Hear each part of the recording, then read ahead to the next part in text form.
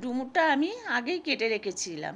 এইবার প্রেসারে দিয়ে 3টে সিটি দিয়ে নাবিয়ে জলটা ছেড়ে নিলাম। তার জন্য নিয়েছি পেঁয়াজ কুচি, আলু ডুমো ডুমো কাটা, কাঁচা লঙ্কা, টমেটো, রসুন, আদা আর চিংড়ি মাছ। কড়াইতে তেল গরম হয়ে গেছে, আমি নুন হলুদ মাখানো চিংড়ি মাছটা হালকা করে ভেজে নামিয়ে নিলাম।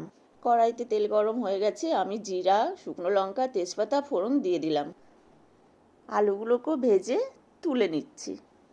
ওই তেলেই আমি পেঁয়াজটা লাল লাল করে ভেজে নিয়েছি। এইবার আমি কাঁচা লঙ্কা, আদা, রসুন, টমেটোর পেস্টটা দিয়ে দিচ্ছি, দিয়ে ভালো করে কষিয়ে নিচ্ছি। আমি যতটা পারি অল্প তেল অল্প মশলায় টেস্টি রান্না করার চেষ্টা করি। বেশিরভাগ আমি কাঁচা লঙ্কা দিয়েই রান্না করি। এর মধ্যে আমি নুন, হলুদ, জিরার গুঁড়ো, লঙ্কার গুঁড়ো পরিমাণ মতন একটু দিয়ে দিয়েছি, দিয়ে কষিয়ে নিচ্ছি। আমি লঙ্কার গুঁড়োটা একটু হালকা কালার আসার জন্যই দিয়ে দিচ্ছি। তারপরে ডুমুরটা ঢেলে দিলাম।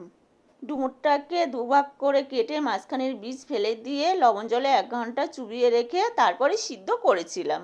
আগে থেকে ভেজে রাখা আলু আমি ডুমুরের মধ্যে দিয়ে দিচ্ছি, দিয়ে আর একটু কষিয়ে নিয়ে পরিমাণ মতন গরম জল ঢেলে দিলাম।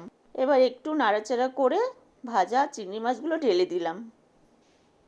এবার আমি একটু নাড়াচাড়া দিয়ে ঢেকে দিলাম। নিরামিষ ডুমুর তো সবাই বন্ধুরা খেয়েছো, এবার একটু আমিষ ডুমুর খেয়ে দেখো কেমন লাগে। হ্যাঁ, ঢাকনাটা খুলে দিলাম, ঝোলটা টেনে গেছে, আমার ডুমুর রেডি। আমার আগের রান্নাতে তোমরা অনেকেই ভালোবাসা জানিয়েছো, তার জন্য অসংখ্য ধন্যবাদ। এই রান্নাটা খেয়েও বলো কেমন হলো।